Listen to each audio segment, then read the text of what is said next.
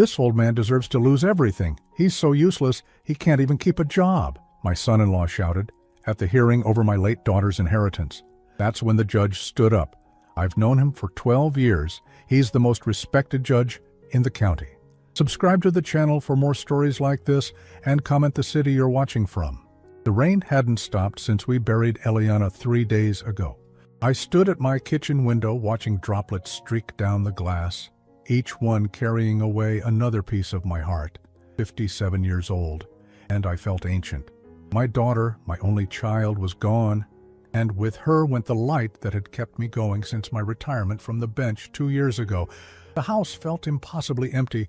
Every corner held memories of Eliana's laughter, her weekend visits, the grandchildren running through these halls. Now there was only silence, broken occasionally by the distant sound of Mark's voice echoing from the living room where he'd been making phone calls all morning. "Yes, that's right," I heard him saying, his tone sharp and businesslike. "The funeral was yesterday. We need to discuss the assets immediately." Assets. That's how he referred to everything that had belonged to my daughter. Not memories, not keepsakes, but assets to be divided and claimed. I walked into the living room, still wearing the same black suit from the funeral. Mark looked up from where he sat at Eliana's old writing desk, papers spread before him like he owned the place. His expression shifted when he saw me, that familiar mix of impatience and barely concealed contempt. "Michael," he said, not bothering to end his phone call properly, "we need to talk." I settled into my worn leather chair, the one Eliana had bought me for Father's Day 5 years ago. "What about, Mark?" He leaned back, studying me with those cold blue eyes that had never shown me anything but calculation. "About the will, about what happens next." Eliana's will was clear, I said quietly. "Half of everything goes to the Children's Education Fund, the other half to me to help with their care when they visit." Mark's laugh was sharp, humorless. "When they visit? Michael, let's be realistic here. You're not equipped to take care of 2 young children. Hell, you can barely take care of yourself." The words hit me like a physical blow. I'd been caring for myself just fine, thank you very much. But grief had a way of making everything feel harder, more overwhelming. "Tommy is 8, Sarah is 6, I said, my voice barely above a whisper. "They need stability right now. They need family. They need someone who can actually provide for them," Mark shot back, his voice rising. "Someone with a steady income, a future. Not some old man living off Social Security." I felt my hands tremble slightly. The truth was, my pension as a retired judge was quite comfortable, but I'd never felt the need to flaunt my financial security. Mark had always assumed the worst about my situation, and I'd never corrected him. Maybe that had been a mistake. "I can provide for them," I said, but even to my own ears, the words sounded weak. Mark stood up abruptly, pacing to the window. "Look at this place, Michael. Look at yourself. When's the last time you even left the house? When's the last time you did anything meaningful with your life?" Each question felt like another nail in my coffin. Since retirement, I'd lived quietly, contentedly. I read, I gardened, I spent time with Eliana and the grandchildren. I hadn't realized how that might look to someone like Mark, someone who measured worth by productivity and public recognition. "The children barely know you," he continued, his voice gaining momentum. "They're more comfortable with me, with my routine, my lifestyle. I can give them opportunities you never could. They're my grandchildren," I managed to say, though my voice cracked. "And they're my children," Mark replied coldly. "And I won't let them suffer because of some sentimental attachment to a grandfather who has nothing to offer them." The silence stretched between us, heavy with unspoken truths and old resentments. I'd never liked Mark, not from the moment Eliana brought him home 6 years ago. There was something about his smile that never reached his eyes, something about the way he calculated every interaction for maximum benefit. But Eliana had loved him, or thought she did. And she'd been so happy when the children came along. I'd kept my reservations to myself, played the role of the supportive father and grandfather. Now, sitting in my own living room while my son-in-law dismantled my relationship with my grandchildren, I wondered if my silence had been cowardice rather than wisdom. "What exactly are you proposing?" I asked finally. Mark's smile was triumphant, like a predator who had cornered his prey. "I'm proposing we be practical. You sign over your portion of the inheritance to me, for the children's benefit, of course. In return, you can visit them occasionally under supervision to make sure the arrangements are working for everyone." Supervision? The word tasted bitter in my mouth. "Just until we're sure you're stable. Grief affects people differently, Michael. I'm just looking out for everyone's best interests." I stared at him, this man who had married my daughter, who had given me grandchildren, who was now systematically stripping away everything that mattered to me. The worst part was how reasonable he made it sound, how he wrapped his cruelty in concern. "I need time to think," I said. "Of course," Mark said, already gathering his papers. "But don't take too long. The children need certainty, and I won't let them suffer while you make up your mind." After he left, I sat in my chair for hours, watching the rain continue its relentless assault on my windows. The house felt colder somehow, as if Mark had sucked all the warmth from it with his presence. I thought about calling someone, but who? My few remaining friends from my years on the bench had their own lives, their own families. I'd always been a private man, keeping my professional life separate from my personal one. Now that privacy felt like isolation. The photograph on the side table caught my eye. Eliana holding newborn Tommy, her face radiant with joy and exhaustion. She'd been so proud to be a mother, so determined to give her children everything she'd never had. Would she want me to fight for them, or would she want me to step aside if it meant they'd be better provided for? The questions swirled in my mind as darkness fell outside.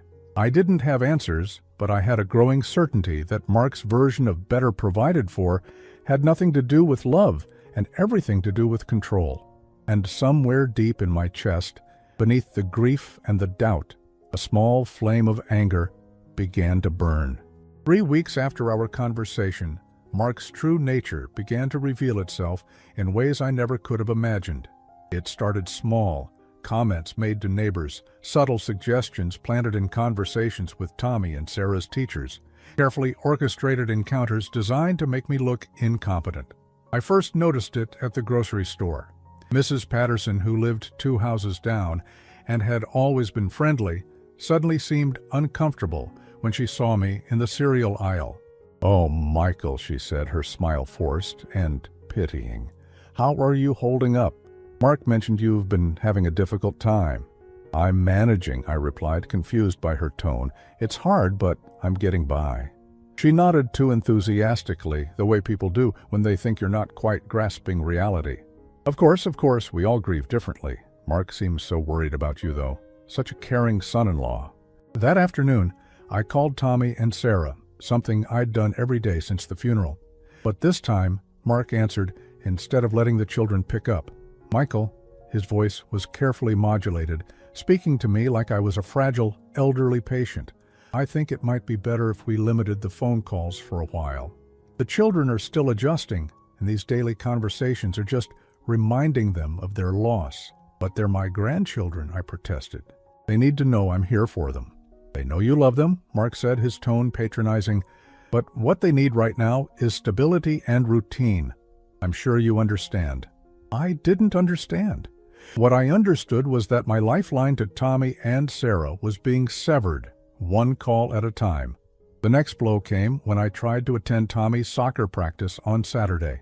I'd been going to his games and practices for 2 years, cheering from the sidelines, bringing oranges for the team.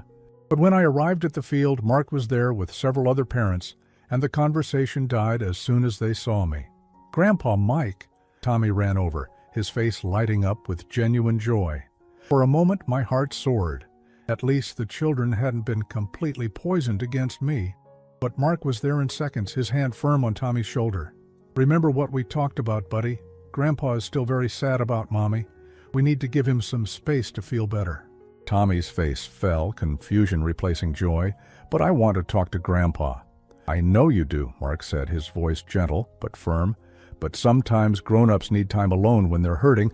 You don't want to make Grandpa more sad, do you?" I watched my grandson's internal struggle, saw the moment when Mark's manipulation won. Tommy stepped back, his small hand slipping away from mine.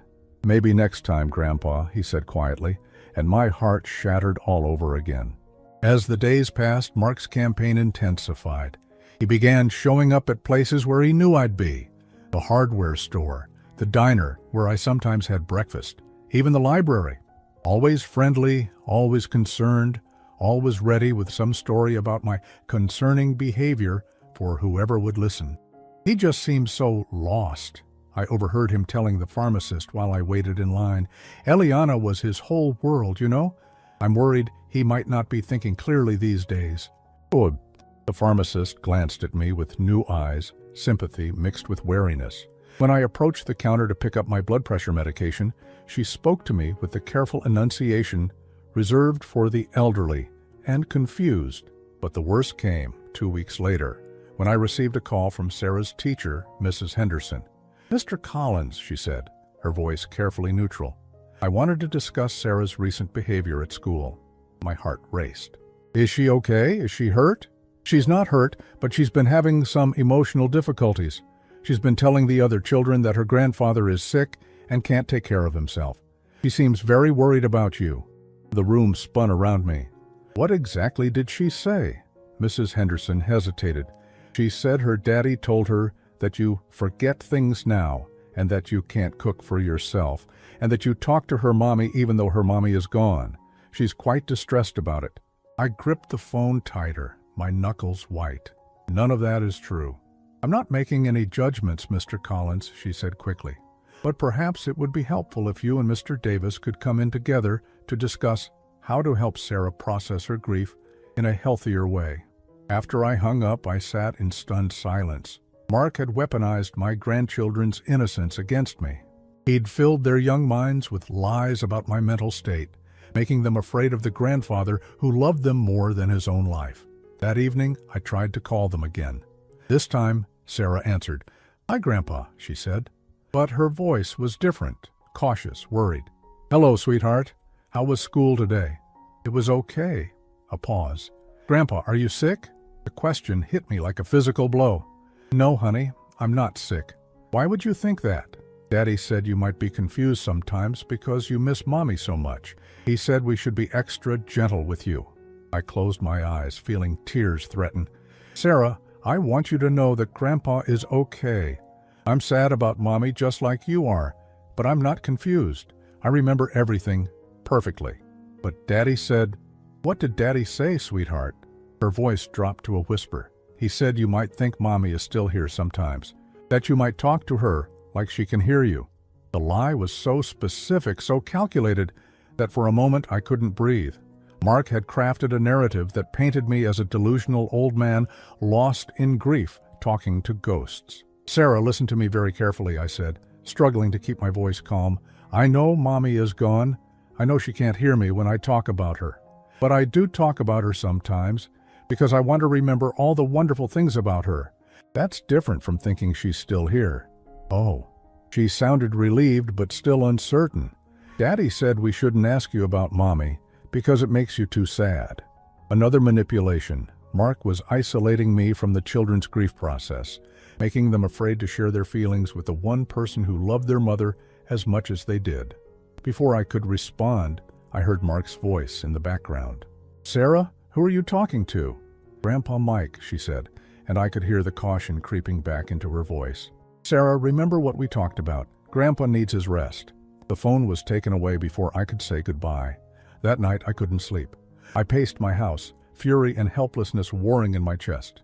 Mark wasn't just trying to take away my inheritance, he was systematically destroying my relationship with my grandchildren, poisoning their minds against me with lies and half-truths. The man I'd watched marry my daughter, the father of my grandchildren, was revealing himself to be something monstrous.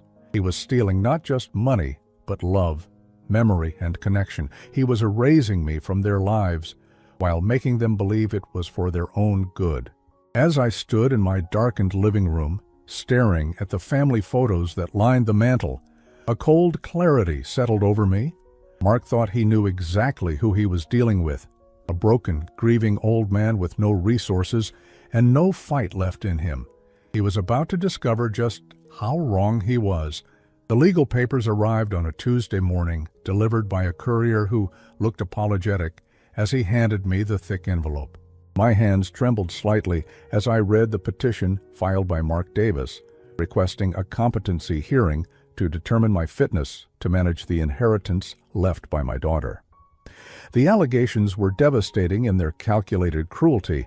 According to the document, I was suffering from significant cognitive decline, exhibiting delusional behavior, and posed a potential risk to the minor children in my care.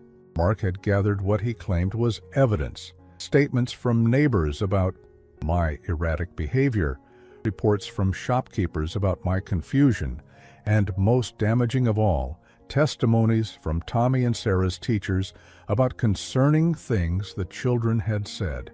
Each lie felt like a knife twisting in my chest.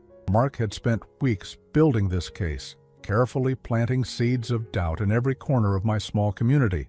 Now, he was ready to harvest the crop of my public humiliation. I called the court clerk to ask about the hearing date, next Thursday at 2 o'clock. Less than a week to prepare for what felt like a trial for my very existence. That afternoon, I drove to the office of Janet Wilson, the only lawyer in town I could afford on short notice. She was young, maybe 30, with kind eyes behind wire-rimmed glasses. But when I explained my situation, those eyes filled with something that looked dangerously close to pity. "Mr. Collins," she said carefully, reviewing the petition Mark had filed. "These are serious allegations. Do you have any medical documentation that could counter his claims? Recent cognitive assessments, perhaps?" I shook my head. "I haven't seen a doctor in months except for routine blood work. I've never had any cognitive issues." She nodded, making notes. "What about character witnesses? People who can testify to your mental acuity?" That's when the full extent of Mark's strategy became clear. He'd systematically isolated me from anyone who might speak on my behalf. My neighbors had been fed a steady diet of concerns about my mental state. The few acquaintances I had in town had been given similar stories. Even my doctor's office had received a call from Mark expressing worry about my recent changes in behavior. "There might be a few people," I said weakly, but even as I spoke, I realized how pathetic it sounded. Janet leaned forward, her expression gentle but realistic. "Mr. Collins, I have to be honest with you. Cases like this often come down to perception and presentation.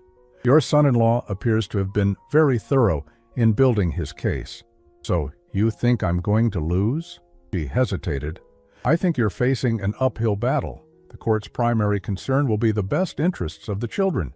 If Mark can demonstrate that he's providing stability while raising questions about your capacity..." She didn't need to finish the sentence. I was walking into a massacre, and we both knew it. The days leading up to the hearing passed in a blur of anxiety and sleepless nights. I tried to prepare, to think of ways to counter Mark's allegations, but every angle seemed blocked. He'd played this game with the skill of a master manipulator, and I'd been too grief-stricken to see it coming. On the morning of the hearing, I dressed in my best suit, the same black one I'd worn to Eliana's funeral. The irony wasn't lost on me that I might be burying more than my daughter today. The courthouse was small, typical of our rural county. I'd been here countless times before, but never as a defendant fighting for my reputation and my relationship with my grandchildren. The familiar hallways felt foreign now, threatening. Mark arrived with his own lawyer, a sharp-dressed man from the city, who looked like he specialized in these kinds of character assassinations. They sat at their table with confidence, surrounded by neat stacks of documents and evidence. I took my seat next to Janet, trying to ignore the curious stares from the handful of people in the gallery. Mrs. Patterson was there, along with several other neighbors. They weren't here to support me. They were here for the show. Judge Harrison called the court to order. He was younger than I'd expected, maybe 45, with the serious demeanor of someone who had seen too many family disputes tear lives apart. "This is a petition for competency evaluation," he announced, filed by Mark Davis regarding the mental capacity of Michael Collins to manage inheritance assets and maintain appropriate contact with minor children. Mark's lawyer stood up, his voice smooth and professional, as he outlined their case. He painted a picture of a man in rapid decline, overwhelmed by grief, disconnected from reality, and potentially dangerous to young children. Your Honor, Mr. Davis's only concern is for the welfare of his children who have already suffered the devastating loss of their mother. The evidence will show that Mr. Collins has exhibited increasingly erratic behavior, including talking to his deceased daughter as if she were present, forgetting basic daily activities, and making inappropriate statements to the children about their mother's death. Each allegation felt like a slap. I wanted to stand up to shout that none of it was true, but Janet placed a restraining hand on my arm. The first witness was Mrs. Patterson. She took the stand nervously, but her testimony was damaging nonetheless. I've known Michael for 8 years, she said, glancing at me with what might have been genuine regret. Since his daughter's death, he's been different. I've seen him standing in his yard talking to no one. And just last week I heard him in his kitchen having a full conversation, but when I looked, he was completely alone. My heart sank. I remembered that day. I'd been making Eliana's favorite soup recipe, talking aloud about how she'd always added too much salt. It was a normal part of my grieving process, but through Mrs. Patterson's eyes, filtered through Mark's suggestions, it sounded like delusional behavior. The next witness was Tommy's soccer coach, a man I'd always thought respected me. Mr. Collins used to be very involved, he testified, but lately he seems confused about schedules, sometimes showing up on the wrong days. And Tommy mentioned that his grandfather talks about his mother like she's still alive. Again, a misinterpretation twisted into something sinister. I'd mixed up one practice schedule, and I'd shared happy memories of Eliana with Tommy. But in this courtroom, those innocent moments became evidence of my incompetence. Mark himself took the stand, and this was when his true skill revealed itself. He spoke with the perfect balance of concern and reluctance, like a man forced to do something painful for the greater good. Your Honor, I love my father-in-law, he said, his voice heavy with false emotion. But I have 2 young children who've already lost their mother. I can't stand by and watch them be confused and frightened by their grandfather's declining condition. Can you give specific examples? Mark's lawyer prompted. Just yesterday, Sarah came home crying because Grandpa Mike told her that Mommy was watching over them from the clouds. When she asked if Mommy could see them right now, he said yes. She spent the night terrified that Mommy was watching her sleep. I felt my face flush with anger. That conversation had happened, but it was nothing like Mark described. Sarah had asked if her mother was in heaven, and I'd given her comfort in the way grieving families have for generations. Mark had twisted a moment of spiritual consolation into evidence of my delusions. And there have been other incidents, Mark continued. He's called the house at all hours, sometimes forgetting that he'd already called. He's shown up at the children's school unannounced, claiming he had appointments that didn't exist. The children love him, Your Honor, but they're starting to be afraid of him. Every word was a masterpiece of manipulation, containing just enough truth to be believable while distorting the context beyond recognition. I had called frequently, but out of loneliness and worry for the children. I had gone to the school once without an appointment, but only because I'd been worried when Tommy seemed upset on the phone. As Mark spoke, I watched the judge's expression grow more concerned. I could see him forming an opinion based on this carefully constructed fiction, and there was nothing I could do to stop it. When it was Janet's turn to cross-examine, she did her best, but the damage was done. Mark handled her questions with practiced ease, always sounding reasonable, always expressing reluctance to take these drastic steps. Mr. Davis, Janet asked, isn't it true that you've been discouraging contact between Mr. Collins and his grandchildren? Only when that contact seems to upset them, Mark replied smoothly. I would never prevent a healthy relationship between the children and their grandfather. And the inheritance? What would happen to Mr. Collins's portion if he were declared incompetent? It would be managed in trust for the children's benefit, Mark said, his tone suggesting he found the question distasteful. I have no personal interest in my father-in-law's assets. Of course he didn't. He was just a concerned father, protecting his children from their mentally unstable grandfather. When Janet called me to testify, I did my best to defend myself, but I could hear how my words sounded in that sterile courtroom. Every explanation seemed desperate. Every denial looked like further proof of my delusions. As I sat back down, I felt the weight of certain defeat pressing down on me. Mark had orchestrated this perfectly, and I had walked into his trap like the naive old man he'd convinced everyone I was. But as Judge Harrison prepared to render his decision, something unexpected happened. The courtroom door opened, and a familiar figure stepped inside. My breath caught in my throat as I recognized him, though I couldn't quite place why he looked so determined. The judge looked up, his gavel frozen midway to the bench, and for the first time since the hearing began, uncertainty flickered across his face. The courtroom fell into complete silence as Judge Harrison set down his gavel and stared at the figure who had just entered. The man who'd walked in was tall, distinguished, with silver hair and the bearing of someone accustomed to respect. I knew I'd seen him before, but my grief-clouded mind couldn't quite place where. Mark noticed the judge's reaction and turned to see what had caused it. For the first time since this ordeal began, I saw genuine confusion flash across his face. This wasn't part of his carefully orchestrated plan.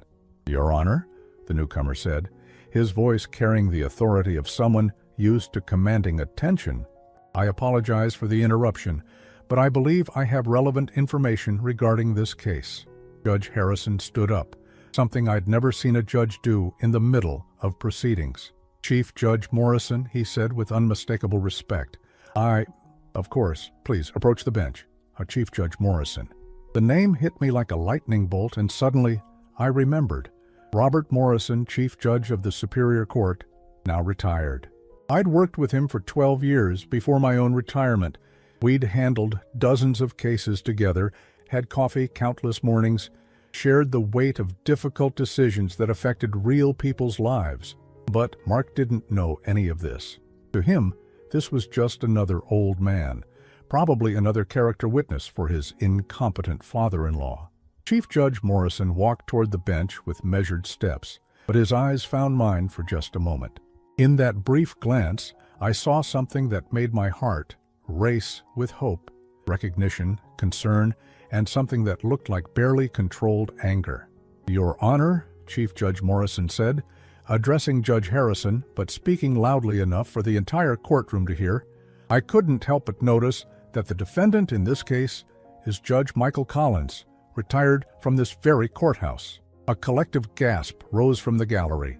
Mrs. Patterson's mouth fell open. Tommy's soccer coach blinked in confusion. Several people turned to stare at me with new eyes, as if seeing me for the first time. But it was Mark's reaction that I'll never forget. The color drained from his face so completely that he looked like he might faint. His mouth opened and closed several times, but no sound came out. His lawyer leaned over to whisper something urgent in his ear, but Mark seemed incapable of response. "That's correct," Judge Harrison replied, his voice carrying a new tone of respect. "Judge Collins retired from the family court bench 2 years ago after 25 years of distinguished service." Chief Judge Morrison nodded gravely. "I worked with Michael Collins for 12 years. I can personally attest that he was one of the most respected judges in this county. His decisions were always thoughtful, fair, and grounded in a deep understanding of family law and child welfare." The transformation in the courtroom was palpable. The same people who minutes before had been nodding sympathetically at Mark's portrayal of me as a delusional old man were now shifting uncomfortably, realizing they'd been participants in something ugly. But Chief Judge Morrison wasn't finished. He turned to address Mark directly, and his voice carried the kind of authority that comes from decades of dealing with people who think they can manipulate the system. "Mr. Davis," he said, and Mark flinched as if he'd been struck. "I've been listening to your testimony from the hallway, and I have to say, I'm deeply concerned by what I've heard." Mark's lawyer finally found his voice. "Your Honor, while we respect Judge Morrison's position, this is highly irregular." "What's irregular?" Chief Judge Morrison interrupted, his voice cutting like a blade. Is watching a competency hearing based on what appears to be a systematic campaign of character assassination against a man I've known for over a decade to be of unimpeachable character and sharp mental faculties. He turned back to Judge Harrison. Your Honor, I had coffee with Michael Collins just 3 months ago. We discussed a complex point of family law regarding custody arrangements in blended families.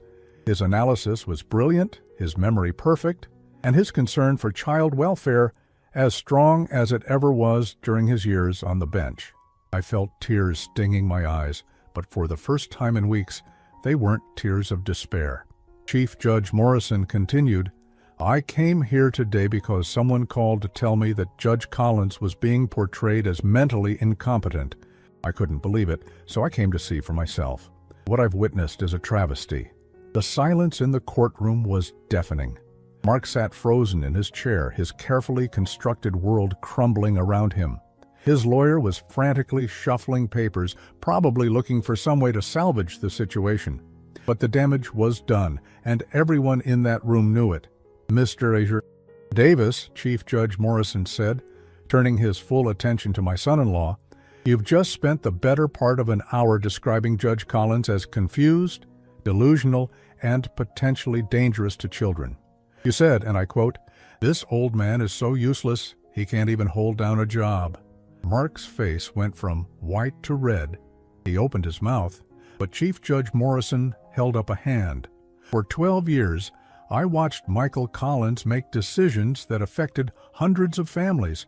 He was known throughout this courthouse for his wisdom, his compassion, and his unwavering commitment to protecting children. The idea that this man poses any kind of threat to his own grandchildren is not just wrong, it's offensive. Judge Harrison looked down at Mark with new eyes, and I could see the exact moment when he realized how thoroughly he'd been manipulated. Mr. Davis, Judge Harrison said, his voice now carrying a distinctly different tone, is there anything else you'd like to add to your testimony?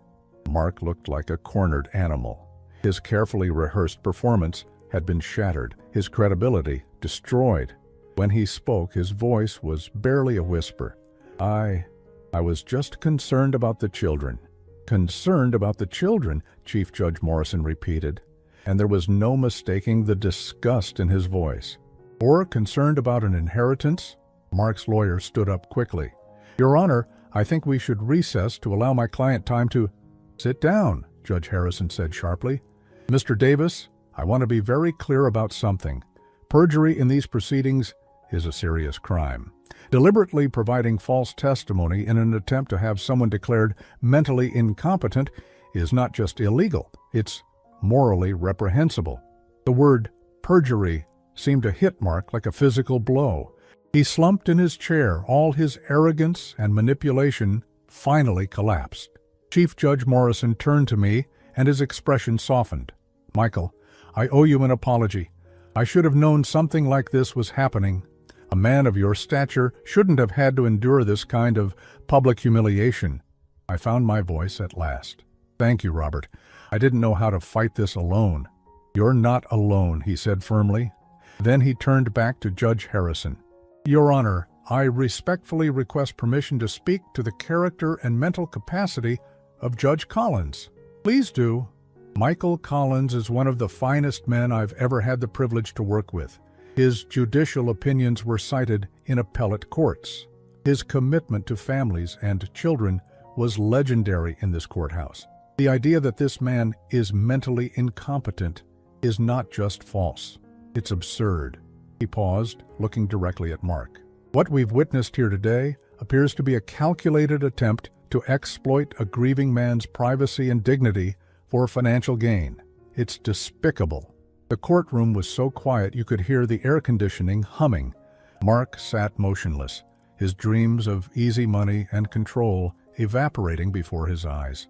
Judge Harrison straightened his robes and looked at the papers in front of him.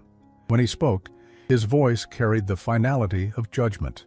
Based on the testimony of Chief Judge Morrison and the new information regarding Mr. Collins's professional background, I find no evidence whatsoever to support a declaration of mental incompetency. He looked directly at Mark, and his expression was cold. Furthermore, I'm ordering an investigation into the circumstances surrounding this petition. If it's determined that perjury was committed in these proceedings, charges will be filed." Mark finally spoke, his voice cracking. "Your Honor, I think there's been a misunderstanding."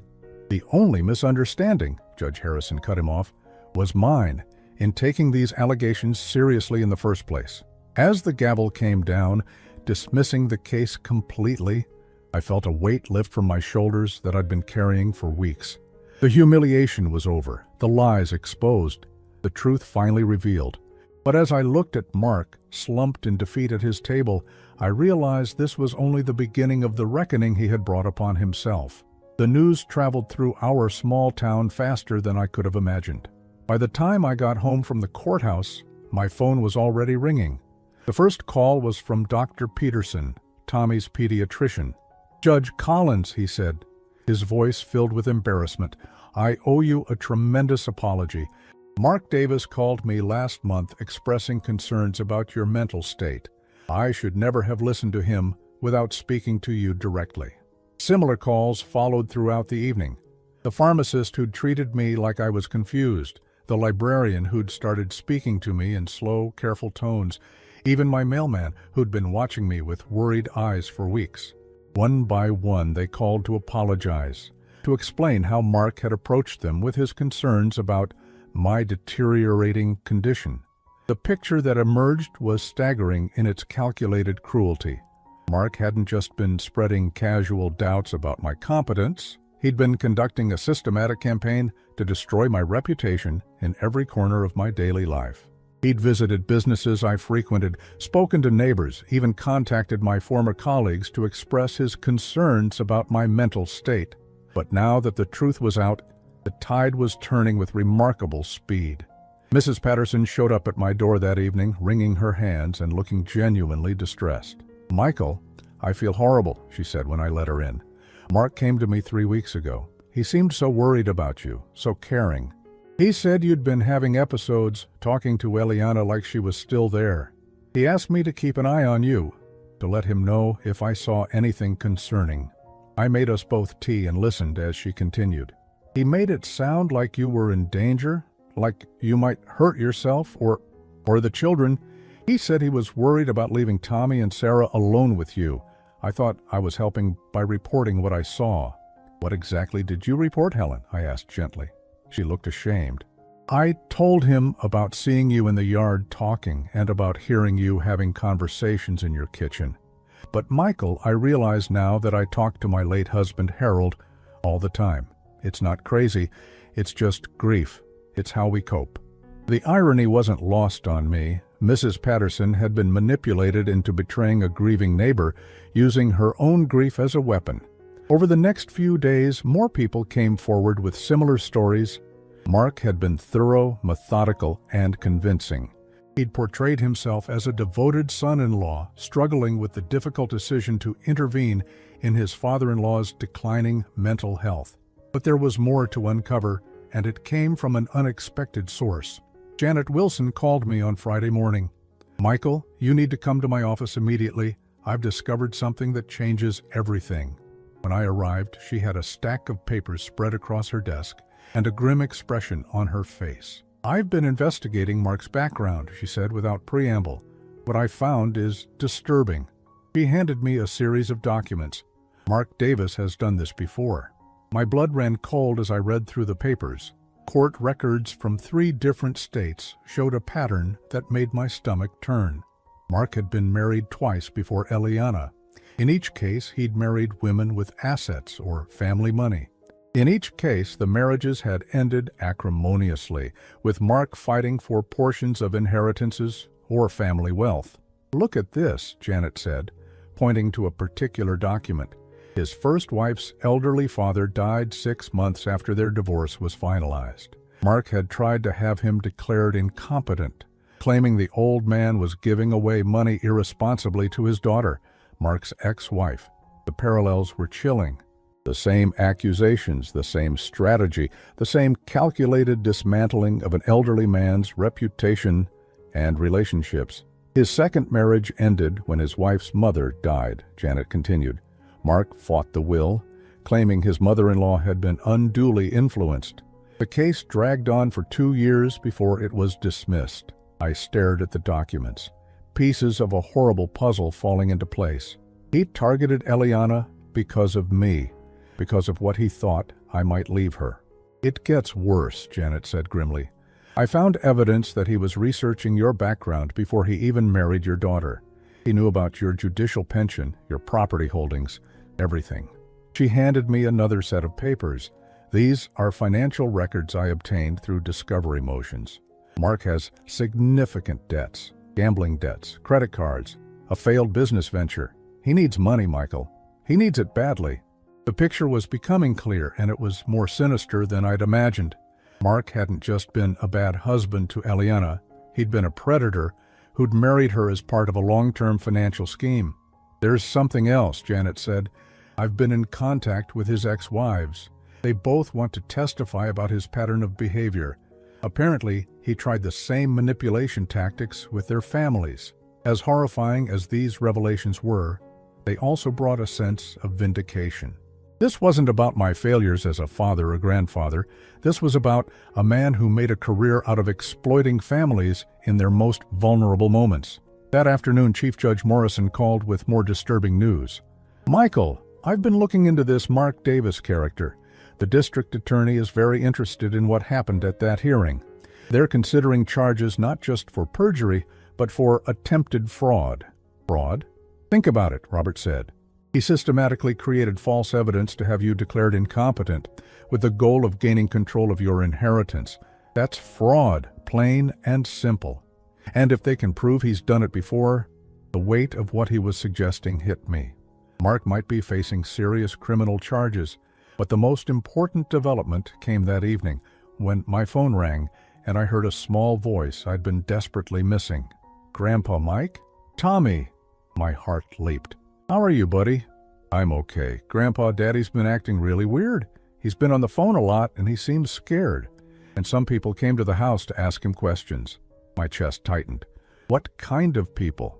"They had badges, like police, but not police. They talked to Daddy for a long time, and then he started yelling after they left." Sarah's voice came on the line. "Grandpa, we heard Daddy talking to someone on the phone. He said bad things about you, but I know they're not true. You're not sick, are you?" "No, sweetheart, I'm not sick.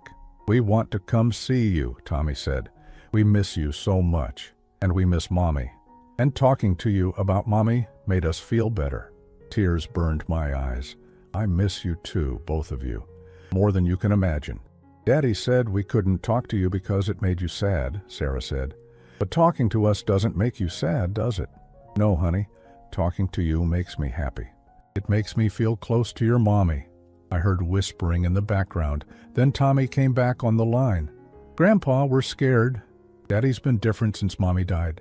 He gets angry a lot, and he says things about you that don't sound right." Before I could respond, I heard Mark's voice in the background, sharp and angry. "Who are you talking to?" The line went dead. I sat holding the phone, my heart breaking for my grandchildren. They were caught in the middle of Mark's schemes, confused and frightened by the chaos he'd created in their lives. But as I thought about everything I'd learned, about Mark's history, his debts, his pattern of predatory behavior, I realized that the children weren't the only victims. Eliana had been too. My daughter had married a man who'd seen her not as a person to love, but as an asset to exploit. The grief I'd been carrying began to transform into something else, a fierce determination to protect my grandchildren from the man who had already taken so much from our family. Mark had underestimated me from the beginning, seeing only a grieving old man who could be easily manipulated and discarded. He'd built his entire strategy on the assumption that I was powerless, friendless, and broken by loss. But as I sat in my quiet house, surrounded by the memories of my daughter and the love I felt for my grandchildren, I knew that Mark's biggest mistake wasn't underestimating my mental capacity or my connections. His biggest mistake was thinking that a father's love could be defeated by lies. 6 months later, I stood in my backyard watching Tommy and Sarah chase fireflies in the gathering dusk. Their laughter filled the summer air, a sound I'd thought I might never hear again in my own home. Sarah's giggle was so much like Eliana's at that age that it sometimes brought tears to my eyes, but they were tears of joy now, not grief. The legal proceedings had moved swiftly once the district attorney became involved. Mark's house of lies had collapsed under the weight of evidence, and investigators had uncovered even more disturbing patterns in his past. 3 ex-wives, 2 elderly victims from previous schemes, and a trail of financial fraud that stretched back nearly a decade. The perjury charges were just the beginning. Mark was ultimately convicted of attempted fraud, elder abuse, and conspiracy to commit financial crimes. He'd been sentenced to 4 years in prison, but more importantly for Tommy and Sarah, he'd lost all parental rights. The judge in the custody hearing had been particularly harsh, noting that a man who would psychologically manipulate children against their grandfather had forfeited any claim to be called a father. "Grandpa," Sarah called out, running toward me with a mason jar containing 2 blinking fireflies. "Look what I caught." "Beautiful, sweetheart," I said, kneeling down to her level. "What are you going to do with them?" "Let them go, of course," she said matter-of-factly. "Mommy always said beautiful things should be free." My throat tightened with emotion. Eliana had indeed said that many times. These children carried pieces of their mother in their words, their gestures, their generous hearts. Tommy joined us, his own jar glowing with captured light. "Grandpa, can we stay up late tonight, please?" "Well," I said, pretending to consider it seriously, "I suppose Friday night might be a good night for staying up late. What do you think we should do?" "Tell stories about Mommy," Sarah said immediately. "And eat ice cream for dinner," Tommy added hopefully. I laughed, a sound that still surprised me with its lightness. Ice cream for dinner might be pushing it, but how about ice cream after a very small dinner? They cheered and ran off to release their fireflies, chattering excitedly about the evening ahead. I watched them go, marveling at how resilient children could be when given the chance to heal. The custody transition hadn't been easy. Tommy and Sarah had been confused and frightened by their father's arrest, struggling to understand how the man who was supposed to protect them had been hurting their family in ways they couldn't comprehend. We'd spent many nights talking through their fears, their anger, and their grief, not just for their mother, but for the father they'd thought they knew. Dr. A. Martinez, the family therapist we'd been seeing, had warned me that the children might have trust issues, that they might struggle with the concept of family loyalty after being caught in Mark's web of manipulation. But as the weeks passed, something beautiful had emerged from the ruins of their shattered world, a deeper understanding of what real love looked like. "Grandpa loves us because we're us," Sarah had said during one of our sessions, "not because he wants something from us." It was a profound observation from a 6-year-old, and it had brought me to tears right there in the therapist's office. Now, as I prepared dinner for my grandchildren, a simple meal of spaghetti and meatballs that they could help make, I reflected on how much had changed. The inheritance that Mark had fought so viciously to control was now safely managed in trust for Tommy and Sarah's futures. But more importantly, they had something no amount of money could buy. They had a grandfather who loved them unconditionally, and they knew it. The phone rang as I was setting the table.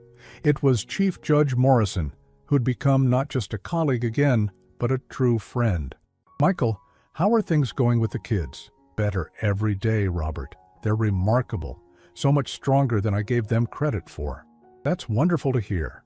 Listen, I wanted to let you know that the State Judicial Council has asked me to speak at their conference next month about elder abuse in family court proceedings. They want to use your case as an example of how manipulation tactics can fool even experienced judges." I considered this. What would that involve? Just sharing the facts of what happened, how Mark was able to create such a convincing false narrative. It might help other judges recognize the signs of systematic character assassination. The idea of making something positive come from our ordeal appealed to me. I'd be willing to participate as long as it might prevent this from happening to someone else. I hoped you'd say that. You know, Michael, what you went through was terrible, but the way you handled it, your dignity, your restraint, your focus on the children's welfare, it's been inspiring to watch. After we hung up, I found myself thinking about dignity and restraint. The truth was, there had been moments during those dark weeks when I'd wanted to lash out, to fight Mark's cruelty with anger of my own. But something Eliana had said to me years ago had held me back. "Dad, the way you handle conflict teaches people how to treat you." She'd been right. By maintaining my dignity, even when Mark was systematically destroying my reputation, I'd eventually force the truth to surface. By focusing on love instead of revenge, I'd shown Tommy and Sarah what real strength looked like. "Grandpa," Tommy's voice interrupted my thoughts. "Can we start cooking now?" The next few hours passed in a blur of flour-covered counters, sauce-splattered aprons, and endless questions about everything from why onions make you cry to whether Mommy could see them making dinner. We made a magnificent mess, told increasingly silly stories, and laughed until our sides hurt. Later, as we sat on the front porch eating ice cream and watching the stars emerge, Sarah curled up against my side. "Grandpa," she said quietly, "are you happy now?" The question caught me off guard. "What do you mean, sweetheart? You used to look so sad all the time, but now you smile more. Are you happy that we live with you?" I set down my ice cream and pulled both children closer. "Sarah, having you and Tommy here with me is the best thing that's happened to me since your mommy was little like you are now." "Even though we're a lot of work?" Tommy asked with a grin. "Especially because you're a lot of work," I said, ruffling his hair. "That's how I know you're really living here, not just visiting." As we sat there together, 3 generations united by love and loss, I thought about the journey that had brought us to this moment. The pain of losing Eliana would never completely go away, but it had been transformed into something else, a fierce protectiveness for her children, a deeper appreciation for the time we had together, and an understanding that love really was stronger than any attempt to destroy it. Mark had tried to take everything from us: money, dignity, family bonds, even the children's trust in their own perceptions. He'd nearly succeeded, using our grief as a weapon against us and exploiting the very love that made us vulnerable. But in the end, love had won. Not because it was easy or because it conquered all without cost, but because it endured when everything else fell apart. Tommy fell asleep against my shoulder as the night grew deeper. Sarah's breathing became slow and regular as she dozed in my lap. I sat there holding them, my heart full in a way I hadn't thought possible 6 months ago. Tomorrow would bring new challenges, homework to supervise, scraped knees to bandage, teenage years to navigate. But tonight, we were simply a family again, scarred but healing, tested but not broken. In my pocket, I carried the small silver locket that had been Eliana's, the one she'd worn on her wedding day. Inside was a picture of her as a little girl, laughing in my arms during a long-ago summer evening, much like this one. Soon, I would pass it on to Sarah, along with the stories of her mother's courage, her kindness, and her unwavering belief that love could overcome anything. As I carefully carried my sleeping grandchildren into the house and tucked them into beds that had once been guest rooms but were now unmistakably theirs, I realized that Mark's greatest failure hadn't been underestimating my strength or my connections. His greatest failure had been not understanding that some bonds are unbreakable, no matter how much someone tries to destroy them. The love between a parent and child, between grandparents and grandchildren, between family members who choose to hold on to each other through the darkest times, that love doesn't disappear when it's tested. It becomes stronger. Standing in the hallway between their rooms, listening to their peaceful breathing, I finally understood what Eliana had been trying to tell me in those last conversations we'd had before the accident. She'd been worried about Mark, had sensed something wrong in their marriage, but she'd been afraid to act on her instincts. "Dad," she'd said during our last phone call, "promise me that if anything ever happens to me, you'll take care of Tommy and Sarah. Don't let anyone convince you that you're not capable. You're the strongest man I know." At the time, I'd thought she was just being dramatic. Now I realized she'd been giving me a mission, a purpose that would sustain me through the worst period of my life and lead me to the greatest joy I'd ever known. I had kept my promise. My grandchildren were safe, loved, and thriving. And for the first time since losing Eliana, I was at peace, the deep, quiet peace that comes from knowing you've fought the right fight and won something worth having. Tomorrow, Tommy had a soccer game, and Sarah had a friend coming over for a sleepover. There would be chaos and laughter, arguments over bedtimes, and probably at least one scraped knee to tend to. I couldn't wait.